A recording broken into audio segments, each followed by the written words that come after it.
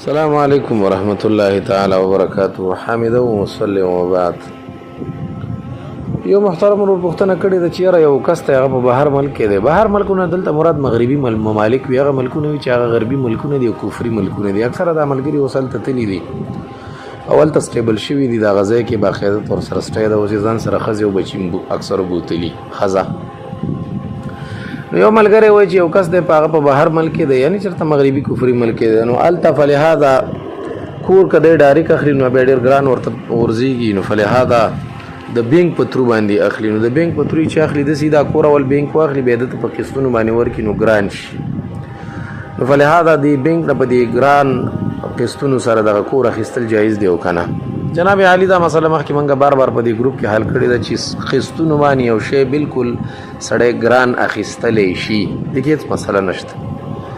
لیکن د دې مغربي ملکونو نظام خو په سود روان دی، خو سودي سیسټم دی. هلته چې کله تا باندې دا قسط شارټ شي نو بیا به ته د دې باقاعده طور سره سود ورکوې. نو سود خو بیا ډېره خطرناکه ګناه ده. نو فلهذا که د سود والا معامله پکې نه وي بالکل په قسطونو باندې دا شی دی یو چا نه ګران اخیستلی شي او پاتې شو سود، نو هغه ډېره لعینه ګناه ده.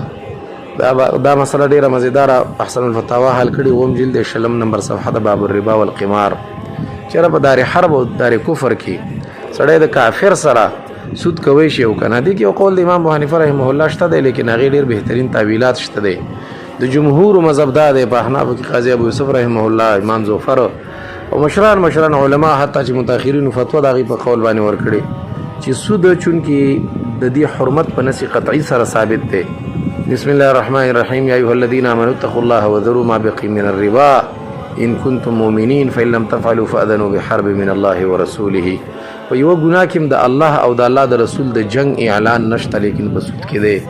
حدیث کې راځي هغه ادنا ګناه یې دا ده لکه سړی چې د خپلې مور سره زنا کوي، او یا دا دی لکه 30 زناګانې چې وکړي 1 روپۍ د قرنګې ده. 1 روپۍ د سود لکه 30 ځلې زناګانې چې کړي وي. او د مور سره چې کوم روایت دی هغه 30 ځله مور سره نه دی، مور سره 1 ځل راغلی. لکه سړی چې د مور سره زنا وکړي حدیث کې داسې راځي. بعضې مولیان پکې 30 ځلې مور یادوي، خو مور پکې نشته. هغه مور پکې صرف دونه ده چې لکه ادنا ګناه دا ده لکه سړی چې د مور سره زنا وکړي. فتوا حقانی دا مسله لیکلي 6 جلد 210 نمبر صفحه د کتاب الربا. فتوا محمودی دا مسله لیکلي ښکلې حل کړې علامه زیداره 14 جلد 352 نمبر صفحه د باب الربا.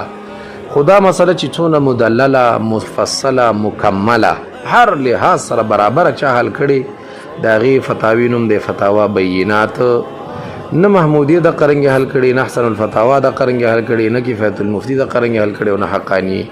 ډېره ښکلې حل کړي فتاوا بینات 4 جلد 96 نمبر صفحه د کتاب المعاملات. مفتی اعظم هند مفتی کفایت الله رحمه الله دا مسله حل کړي په خپله فتاوا کفایت المفتی کې 8 جلد 3 نمبر صفحه د کتاب الربا. خلاصه به دا شي چې بالکل په قسطونو باندې د کور ګران اخیستلی شي، لیکن که قسطونه شارټ کېږي او بیا د هغې سود ورکوي دا بیا ناروا او ګناه. السلام علیکم ورحمت الله وبرکاته.